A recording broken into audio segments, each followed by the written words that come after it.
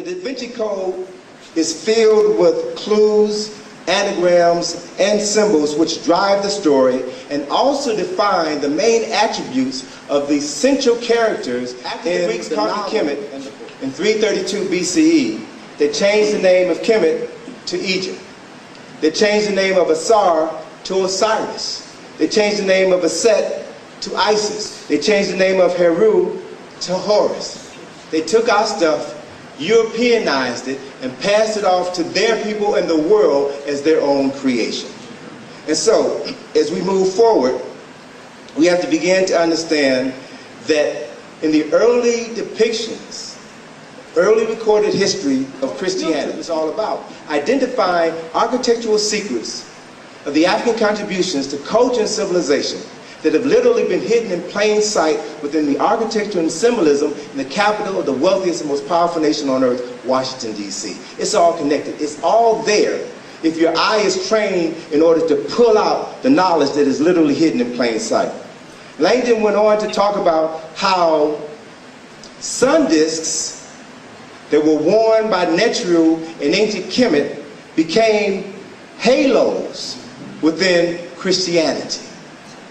He talked about how the temples of ancient Kemet became the prototype for the cathedrals that were built in Europe and elsewhere throughout the world. The Decoded, which were built in Kemet, which is a symbol that represents Asar. It is the oldest symbol of resurrection in the history of humanity. It was created in Kemet 4,000 years before the birth of Jesus. Every temple in Kemet had Decoded in front of them. And that when Europeans conquered Kemet, they took elements of ancient Kemetic temple construction and incorporated them into their designs of cathedrals. Hence, the steeple in the church is an attempt to replicate the Decoded which stood in front of the temples of ancient Kemet. It's very clear to art historians and to architects. Was portrayed as a revolutionary man of color. Read the text. It says he had hair like lamb's wool, feet the color of burnt grass. They're talking about a person of color.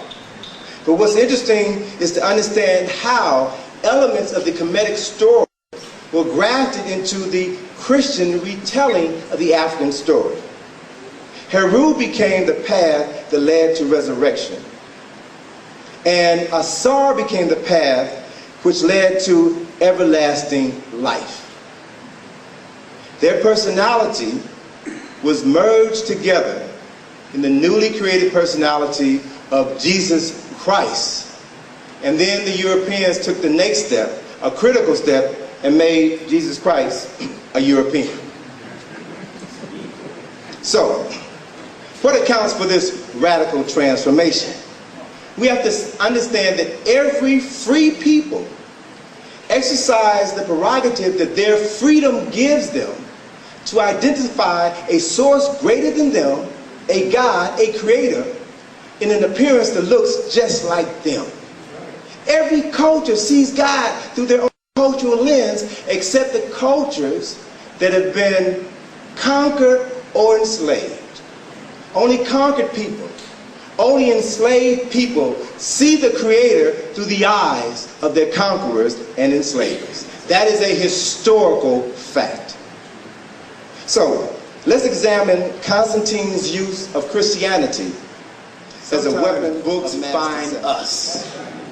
Okay, books find us. And when you understand the power of books, when the author writes a book, their spirit goes into that book.